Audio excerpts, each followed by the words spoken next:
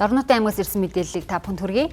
За Дорнодын аймаг совилогчдынхаа нийгмийн баталгааг хангах замаар хүний нөөцөг тогтвор суурьшилтай ажиллуулах бодлого хэрэгжүүлж 2022 оноос жил бүр 3 совилогчид орон сууцны дэмжлэг олох болжээ.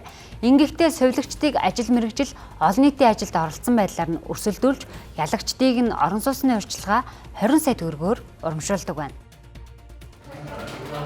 Дорнод аймгийн эрүүл мэндийн салбарт ажиллагчдын 26%-ийг совилогч эзэлдэг байна. Анхан болон дунд шатлалын эмнэлгүүдэд совилогч дутагдaltaй байгааг харгалзан энэ мэргэжлийн үндэс нь совилогчийн ур чадвар, идэх санаачлага, ажиллаж амьдрах нөхцөлийг нь сайжруулах зорилгоор тус аймагт бие совилогч уралдааныг 4 дахь жилдээ зохион байгуулж байна.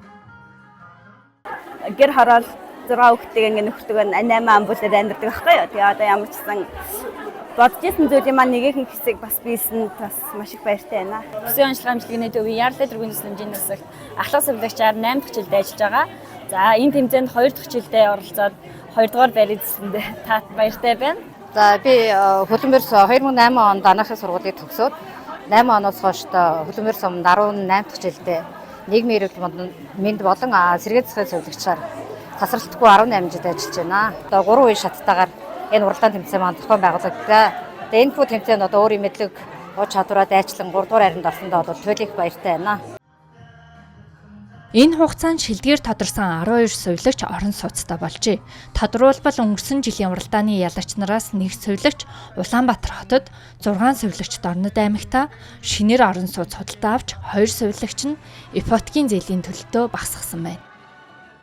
Ер нь Дорнод аймагт нэгдээ эмнэлгийн ажилтны нийт 1189 хүн байдаг. Үүнээс 307 нар совилогч нар байдаг. Тийм болохоор цаашдаа орон нутгийн зүгээс совилгын одоо ажил хийдэг совилогч нарыг бодлогоор дэмжих, тэдэнд бас тодорхой дэмжлэг үзүүлэх ажлыг үн шаттайгаар зохион байгуулж ирсэн. За ер нь бол совилгын ажлууд хамгийн хүнд ажил. Тэгэхээр одоо энэ ажил маань одоо цаашдаа үргэлжлээд явна. Дорнод аймаг совилогчдын ажлын ачааллыг бууруулахад онцгой анхаарч бүх шатны эмнэлгүүдээ совилгын чиглэлээр техник хэрэгсэл авахд 600 сая орчим төгрөгийн хөрөнгө оруулалтыг хийжээ. Бие совилогч уралдааныг зарлаж эхэлсэн 2022 оноос хойш совилогчийн ажлын байрны хангамж, мэдэгдэхүйц дээшилж 82% хүрсэн байна.